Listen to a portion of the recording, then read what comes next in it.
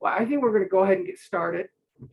As you're probably aware from the invite, we're going to go over actually a pretty straightforward, design tip, and that's how to enable your help menu and also to enable your auto-generated help menu, which is really helpful because that'll actually give you the opportunity to, if you add additional, question and answer pairs, it'll automatically include those in the help menus, so you no longer have to administer the manual ones.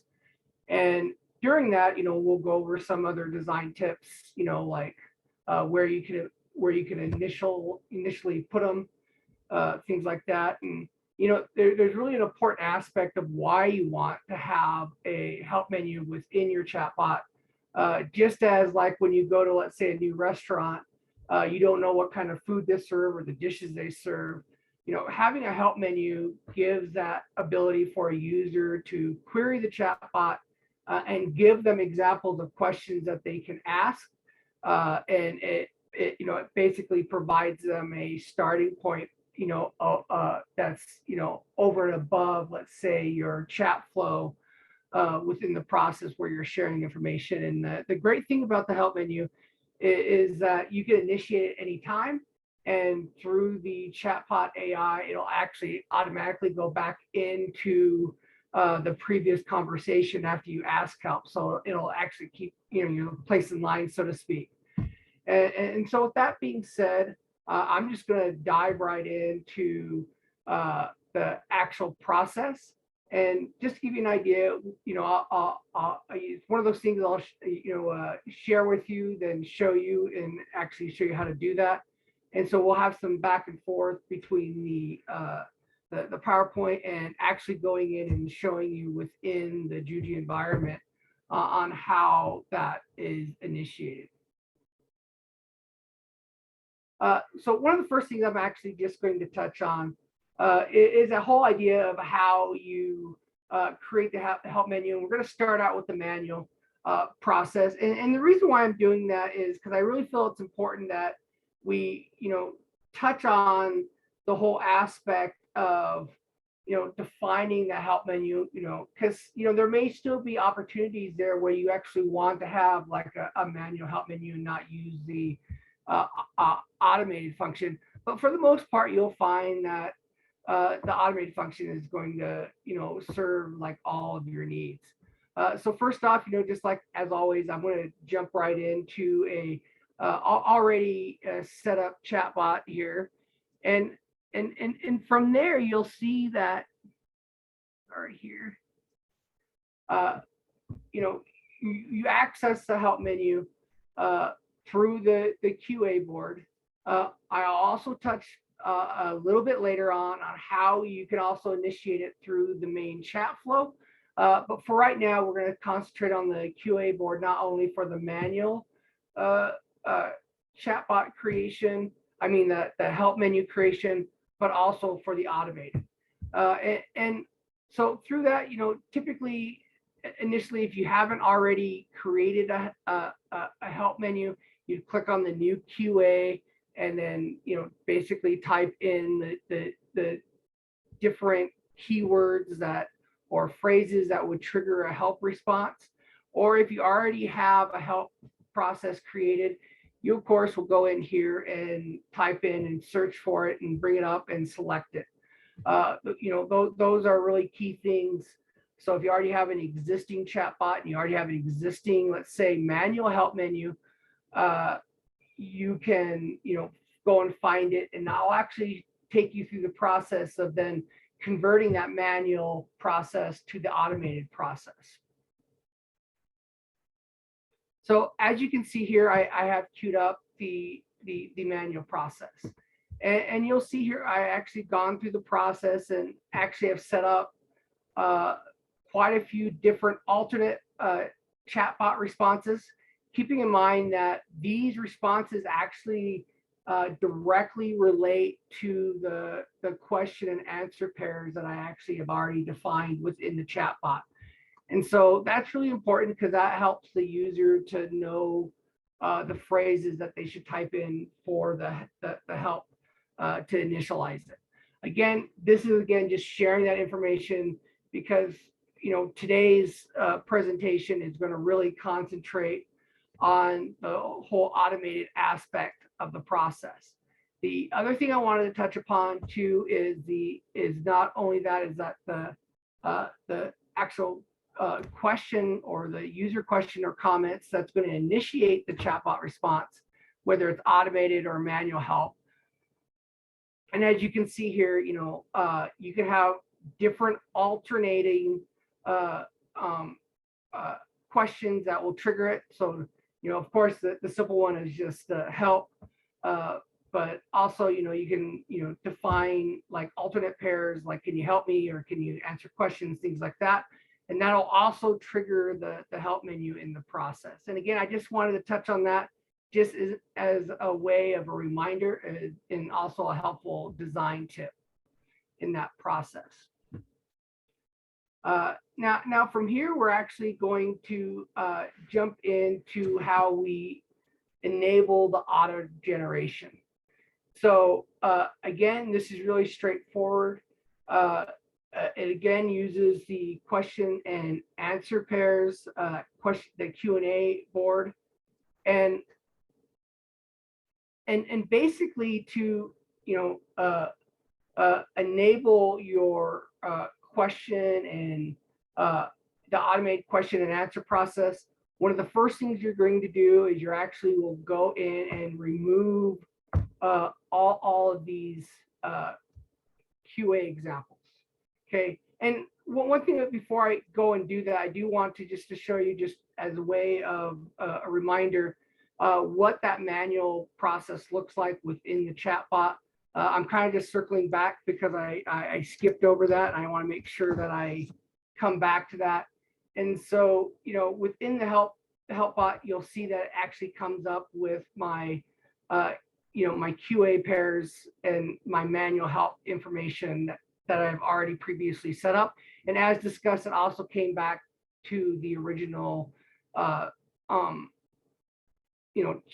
flow, so it keeps those on task.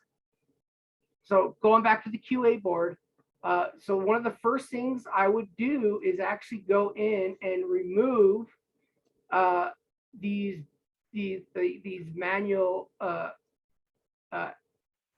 questions that are already created. And this is really important because you want the automated function to be present to handle all of this. And so you don't want this to get in the way of the process. Then from here, within the chatbot response, and you notice I didn't make any changes to the left side of like the already defined questions or comments that trigger the help. All I need to do is make changes to the right side where I select the response. So once I have removed my manual responses, I will go over here and click on more options.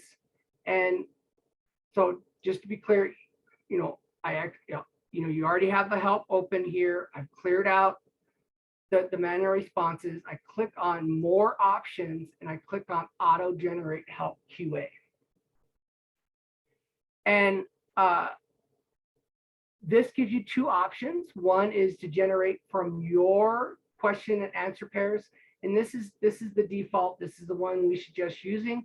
The next one is it generates help messages not only from your question and answer pairs that you created in your chatbot, but it also will access the Juji FAQs as well, the default ones. And that may bring in some helps that are unrelated to your chatbot to a certain extent. So we always kind of, guide you to the first selection. And then so from there, I'm just going to click on generate. And from here, you'll see that it actually then comes forward with a warning. And this is actually part of, which is also going to trigger a design tip. You want to make sure the first question on your QA board is properly formed, because it's actually going, the FAQ, the automated message for your help is actually going to access your QA board, and you want to make sure that that question, that is properly formed. And one of the easy ways to check that is I went over and I downloaded my QA board right here. So let me do that again. Right here on the right side, you can see here where I can click on the download CSV. And what this does is actually brings forward my QA pairs that I've already created within the chatbot. And then I can view it on an Excel. Keep in mind, this ability is also available for just click on the search QA, where it'll also bring up your QA board as well. But the Excel is probably the one that we suggest, because again, it actually brings forward the ordering of the QA board, and it shows to me that I have a properly grammatically correct question, and so then from there, I can proceed forward within that process. Now, keep in mind, in order for me to enable the help message FAQ, I do need to submit it to the QA board. Okay. One of the other things we like to do is, and again, this is just a design tip, we typically like to put a question before the help message FAQ, and you'll see why here in just a moment. Because the help message, the automated help messaging, creates a list of the different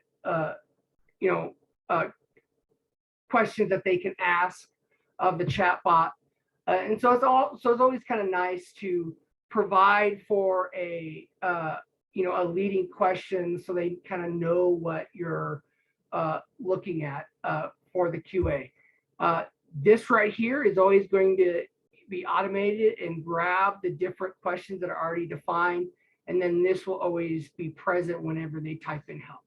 And so just to show you an example of what this looks like, I'm going to go here to preview. And again, it's loading up my the standard chat flow. And at any time, I can interrupt that chat flow just by typing in help, for instance. And now you'll see the difference here is that it shows my initial sentence, but then all of this is generated through the automated creation process. And the really cool thing about this is that the user can just click on the arrow and it'll actually bring forward the help information. And so they don't actually have to type in the question, they can just select the arrow at any time. So just to show you, it's again going to generate another set of help information from the list. I just did that again, and you'll see now that it actually has brought forth a different set of questions. And again, I can just click on that arrow and it'll automatically bring forward that help set of information as part of that process. Okay, one of the other things that's really important, sometimes you do not want to change one of the questions, but you also do not want to include it in the automated help messaging. And so within that, you actually can go in, for instance, and let's say there's a question that I do not want to include on that my help questions. And so I can actually select the question, and from there, as I'm in here, you'll see these little 3 dots here. I can click on that and I can go and add a tag. And what that means is I can go in and add a specific tag that tells the system not to include this question within the automated. And this tag is actually called, let me bring up the PowerPoint real quick for you, just to show you. It's actually called NoShow. And you'll see right here, and the reason why I'm bringing it up because it's far clearer on the PowerPoint. It's not quite as small, but it's just pound no dash show, all uppercase, and that's really important. That's a key identifier because that's part of the enforced code within the system. So now from here, if I want to exclude this question from my automated help, again, I just do pound no dash show. And then now going forward, that help question would not be included in the automated help messaging within the system. And so that's really a handy thing because you may have specific QA pairs that you do not want to include in the automated help. And so that actually provides you a way to manage that aspect. Now I'm going to pause right here real quick and check with Jim to see if there's been any questions generated while I've been doing this. No questions yet. Perfect. And so again, the great thing about this is that it actually allows for us to, again, administer those really, not only the QA pairs that we don't want to include, but then when you enable the automated help, this makes it so you don't have to periodically go back in and update your manual help. And so by having it be automated, it really, it allows for the AI to administer that. And again, it makes it for that whole idea of the no code process and the administration of the chatbot much easier on your people that are doing that. And so that does make things quite a bit easier for us within that process. Okay. Now moving forward. Now the next thing I actually want to touch on here is you can do the same process. I just showed you how to do it within the QA board.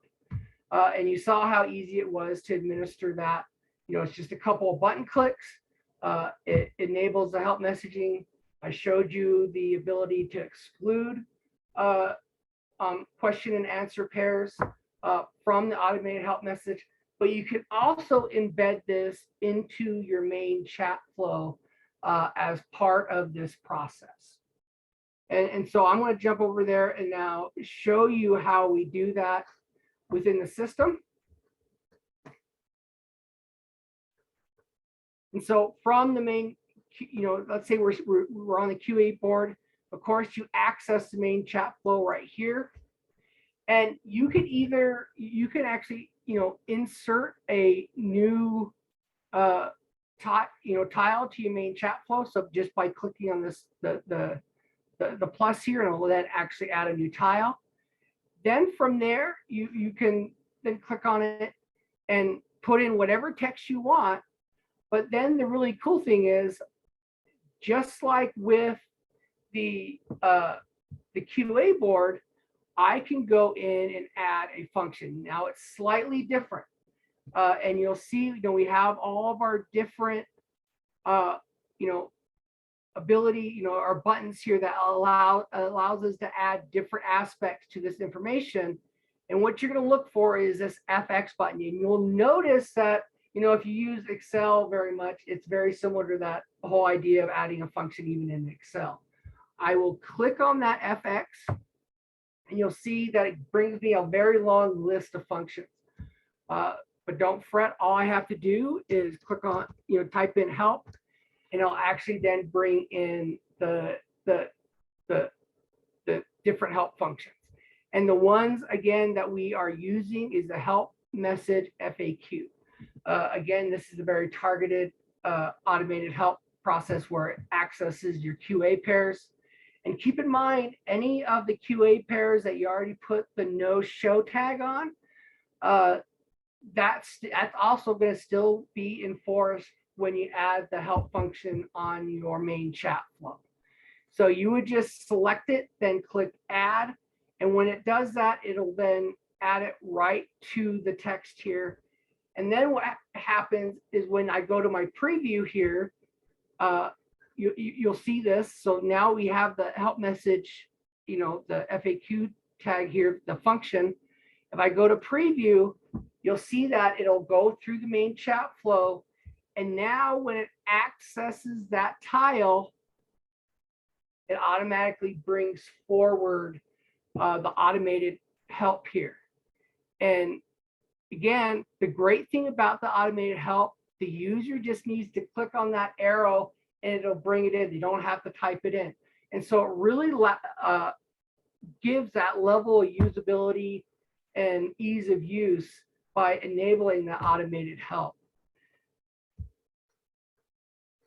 So I'm just going to just jump over there one more time just to kind of do a quick review of that over everything real quick. From the main chat flow, I could add a tile, and keep in mind you can actually add this to an existing tile if you choose to. So let's say you have a introduction tile that you created, but you want to add the help automation to that tile. You can go in and do that. Just select the tile, click on the edit here, click on the function button, do the search on the help, select that help message FAQ, click add, and then it'll show up in the screen, and then it's part of your help bot chat messaging.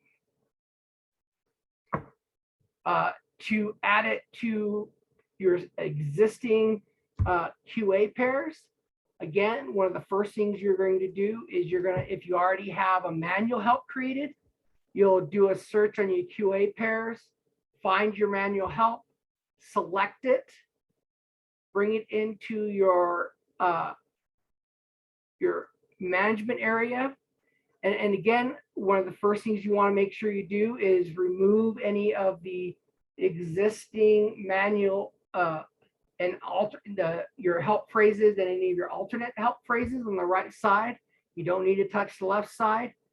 Then from there, you'll click on your more options area, select auto generate help, stick with the default, click generate.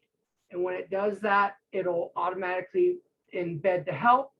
And then again, as a helpful design tip, it's always nice to put a preceding question before the help message FAQs, just because it kind of gives some additional guidance there as part of that process. And if you want to, again, exclude any question and answer pairs from the automated help, you're going to click on the three dots next to the message you want to exclude.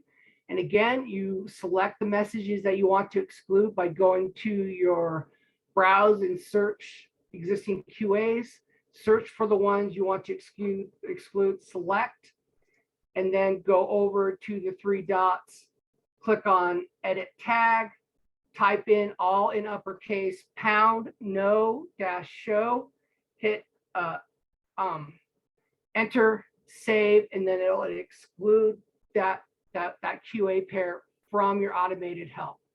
And of course, as you go through this, you may have to go in and redeploy your chatbot, but it's very simple to use with the tools that are provided within the system.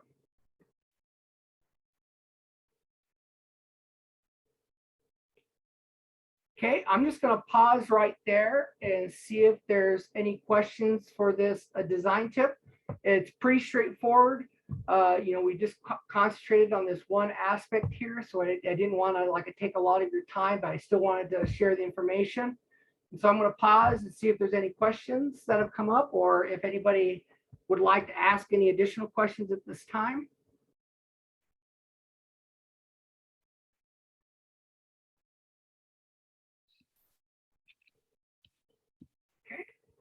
So one thing some information I do want to share with you.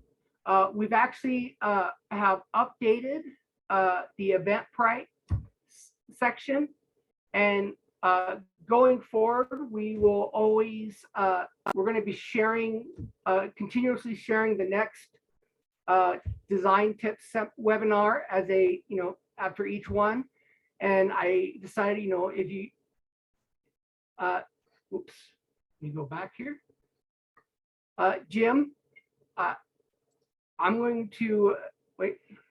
I will share this in these links in the chat after we are done with this aspect of the presentation. But one of the things I also wanted to draw your attention to is we're also sharing what we call the collections link. And one of the things we set up in Eventbrite is it's now listing all of the available webinars a month out. So you will always be able to pick and choose which ones you'd like to see, because there may be some topics coming up that you want to follow, and all those are open for you to actually go and register for and have access to.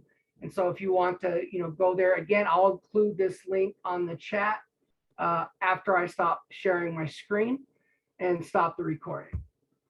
So with that being said, I'm going to actually go ahead and do that here.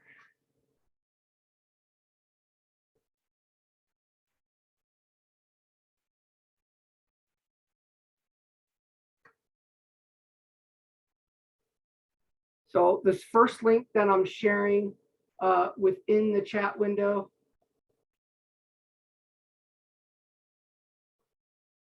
is for the next webinar. And then this next link is for the collections. Keeping in mind, this will also be included on the next set of email invites that we're sending out. And one thing I do want to draw your attention to as well is we're also including the recordings of these design tips on the details of the previous events. And so if you ever want to go back, you can go back to a previous Eventbrite event, click on it, and you'll see that the recording of this is also there. We're also including it on our invites, and it's also going to be on the Juji site as well, access to those YouTube collections. So with that being said, I'm just checking to see if there's any additional questions. If not, we can go ahead and wrap up and be done.